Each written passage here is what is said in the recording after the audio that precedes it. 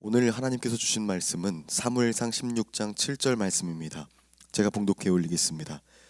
여호와께서 사무엘에게 이르시되 그의 용모와 키를 보지 말라. 내가 이미 그를 버렸노라.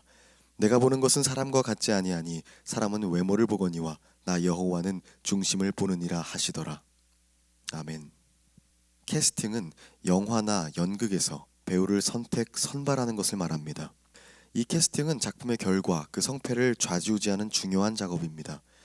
영화로 보면 캐스팅된 배우가 얼마나 그 배역에 잘 어울리느냐, 그렇지 않느냐에 따라서 영화의 몰입도가 크게 달라집니다.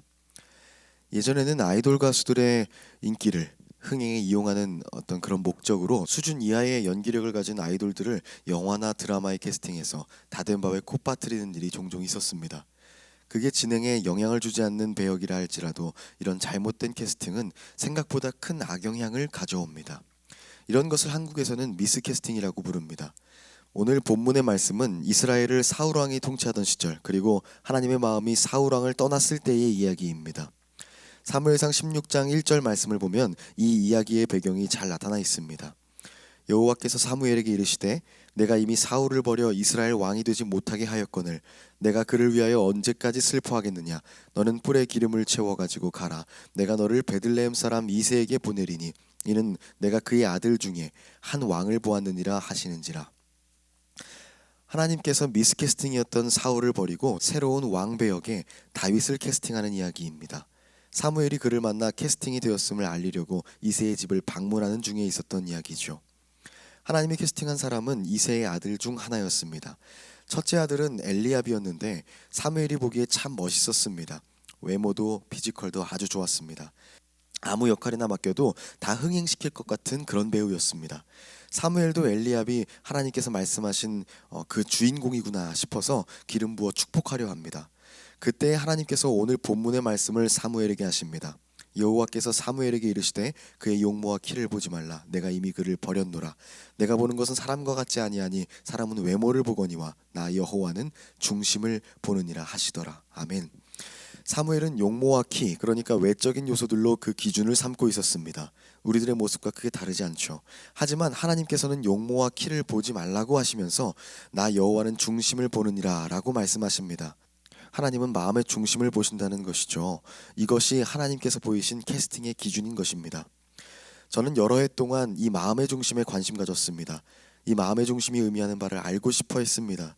저는 20살이 다 되어서야 하나님을 알게 되었고 남들보다 늦었다는 생각에 하나님의 마음에 들어서 삶 가운데 쓰임받고 싶다는 마음이 굴뚝 같았습니다. 조바심이 났죠. 그래서 저는 다윗의 모습에 주목했습니다. 하나님이 보신 다윗의 그 마음의 중심, 그것은 무엇이었을까요? 하나님의 마음과 의중을 다 헤아릴 수는 없지만 한 가지 눈에 들어오는 모습이 있었습니다. 그것은 바로 충입니다. 충성, 충실의 앞글자, 바로 그 충입니다. 목동이었던 다윗, 그는 자기에게 맡겨진 일, 양을 치는 일에 최선을 다했습니다. 사무엘상 17장 34절부터 35절의 그 묘사를 보면 다윗은 양 한 마리가 물려가면 그 양 한 마리를 지키기 위해서 위험을 무릅쓰는 사람이었습니다. 맡은 일에 사명감을 가지고 있습니다. 그건 누가 지켜보고 있었어도 누군가에게 잘 보이기 위해서도 아니었습니다. 사자 같은 맹수가 양을 물어갔는데 왜 그 양을 못 지켰냐고 꾸지람할 그런 부모가 있을까요?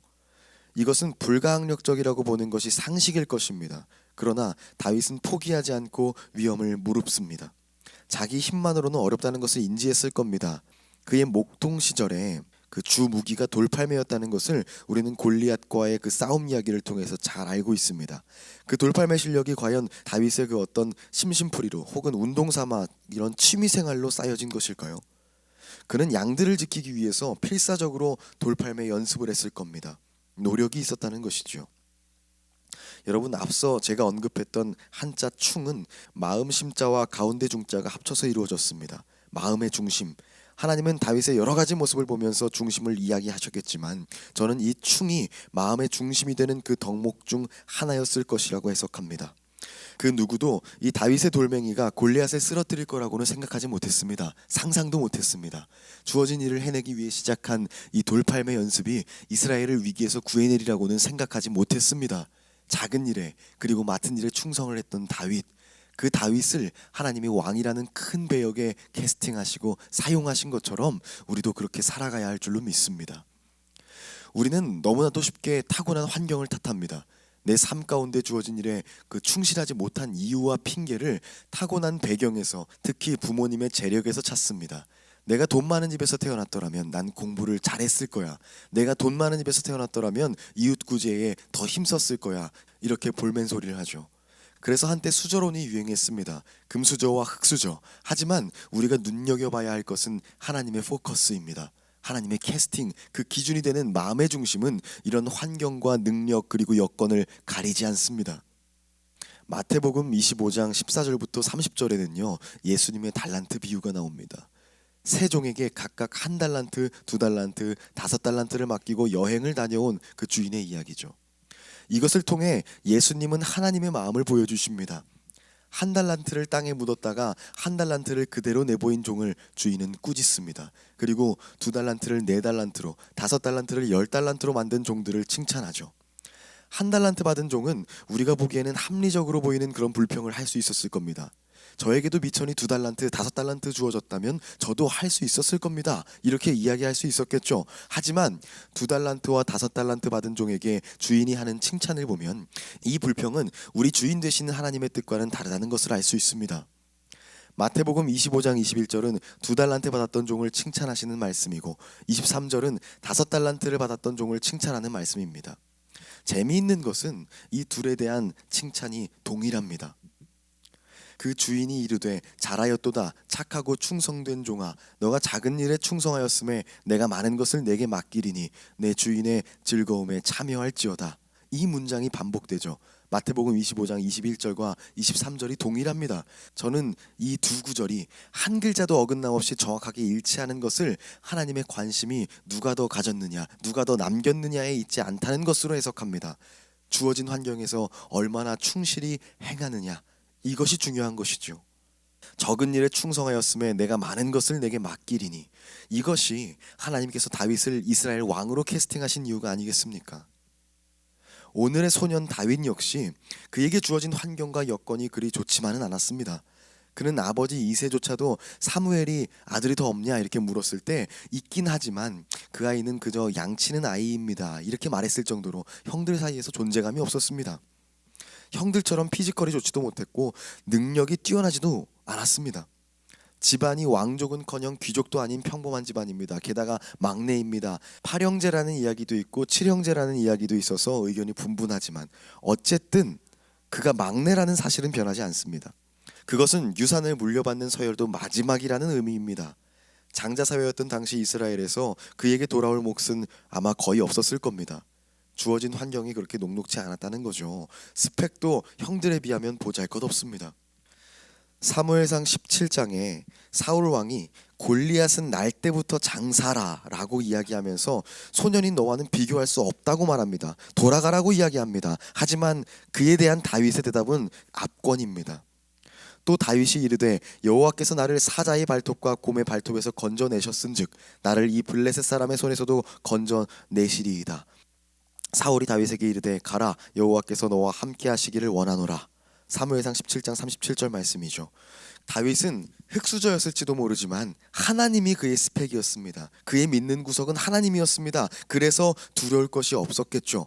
충실하게 갈고 닦은 노력이 하나님과 잘 맞춰진 그 환상의 호흡과 더불어 결국 거인 골리앗을 무너뜨립니다. 타고난 장사도 부하를 거느린 권력자도 아니었지만 그는 주어진 환경에서 하나님께 기대어 승리하지 않았습니까? 여러분, 우리의 각각의 삶은 한편의 영화와 같습니다. 그 영화의 스토리, 제작 비용, 등장인물은 모두 제각각입니다. 모든 영화가 천편일률적으로 똑같은 내용, 똑같은 주제를 가지고 있다면 얼마나 재미없겠습니까? 우리 삶이라는 각각의 영화에는 각각의 주제가 있고 각각의 의미가 있습니다. 여러분, 그 작품의 감독은 하나님이십니다. 하나님께서는 여러분을 삶 가운데 펼쳐지는 하나님 나라의 주인공으로 캐스팅하셨고 목적을 가지고 귀하게 부르셨습니다. 이제 그 영화가 인류 영화가 되느냐 삼류 영화가 되느냐는 우리에게 달려있는 것입니다. 배우와 감독의 호흡에 달려있는 것입니다. 얼마나 하나님과 착착 호흡을 맞춰 나가느냐, 얼마나 가까이 발맞추어 걷느냐에 따라 이 영화의 성패가 달려 있습니다. 하나님과의 환상의 호흡으로 하나님의 캐스팅을 미스 캐스팅이 아닌 최고의 캐스팅으로 만들어가는 우리가 되기를 소망합니다. 축복합니다. 마음의 중심을 보시는 하나님, 그 마음에 꼭 합한 사람으로 인생의 주인공이 되시는 저와 여러분이 되기를 축복합니다. 기도하겠습니다. 사랑의 하나님, 우리의 삶, 그 영화에 오늘이라는 또 한 장면을 우리에게 맡겨주시니 감사합니다. 다윗이 그러했던 것처럼 우리가 책임 있게 오늘 하루를 살아내길 원합니다. 지금 우리가 시작의 시간을 하나님과 함께하는 것처럼 하루의 끝까지, 그리고 계속해서 주어지는 매일의 삶 장면들 가운데 주님과 동행하고 호흡하길 소망합니다. 아담과 에덴 동산을 거니시던 하나님, 어느 날 하나님께서 아담아 네가 어디 있느냐라고 물으셨을 때 범죄한 아담이 부끄러워 숨었던 일을 기억합니다. 부끄럽지 않은 모습으로 오늘 하루를 살아내며 하나님의 부르심에 예 제가 여기 있습니다 라고 대답하는 우리가 되게 하여 주시옵소서. 우리가 하나님의 캐스팅을 최고의 캐스팅으로 만들어가길 소원하며 마음의 중심을 보시는 하나님, 그 마음에 꼭 합한 사람으로 오늘 하루를 살아내길 소원하며 예수 그리스도 이름으로 기도드렸습니다. 아멘.